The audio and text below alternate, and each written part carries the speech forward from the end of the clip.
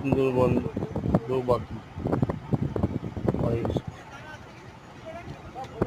ঝাড়খণ্ড থেকে আমরা লঞ্চে উঠলাম।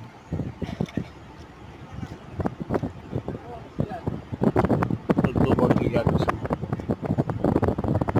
গাজীগঞ্জ পার হলাম।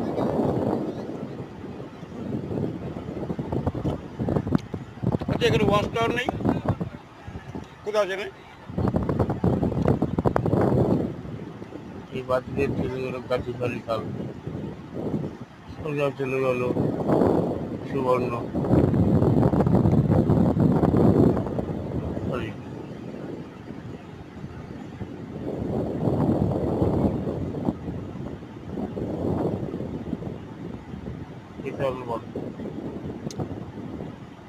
বাঘের উপদ্রব এই অঞ্চলে বেশি।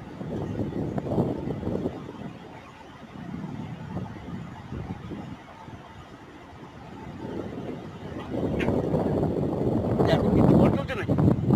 ঝড় চলছে? জোয়ার? এখন চলছে জোয়ার। গাছপালা বলে ডুবে গেছে। বাদিকে একটা গাড়ি চলে গেল। মনে হয় কি বারে বারে না সুন্দরবনে শুধু আসি, শুধু আসি। কেন ধরো দা? মনে হয় শুধু আসি, মনটা ছটফট করে, পাক করে মনে চলে আসি বাড়ির কাছে মনে হয়। ঠিক আছে, কিন্তু দেখো কত ঘুরে উঠছে। দিন তো বলেছি জল তো দেখো পয়সা লাগবে। আপনি এর আগে নিচ্ছি না, তার 4 পয়সা খরচা হয়নি। কিছু থাকে চলে গেল, তাকে বলি পয়সা দিয়ে দাও, বলে সময় নেই। আমি 3 জনকে কালকে তোমার অফার করেছি। হ্যাঁ, এইসব জায়গায় কেউ যদি না আসছে তো জীবনে অনেক কিছু মানে লস করবে।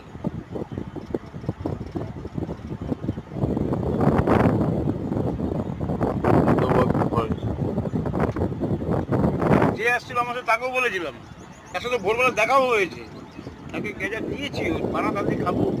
ঠিক আছে, আমার সময় অটো চলে এসছে, আমাদের চলে যেতাম থাকবো, আমাকে নিয়ে চলে আসো। ঠিক আছে, আমাকে খেতে পারলাম না কেন?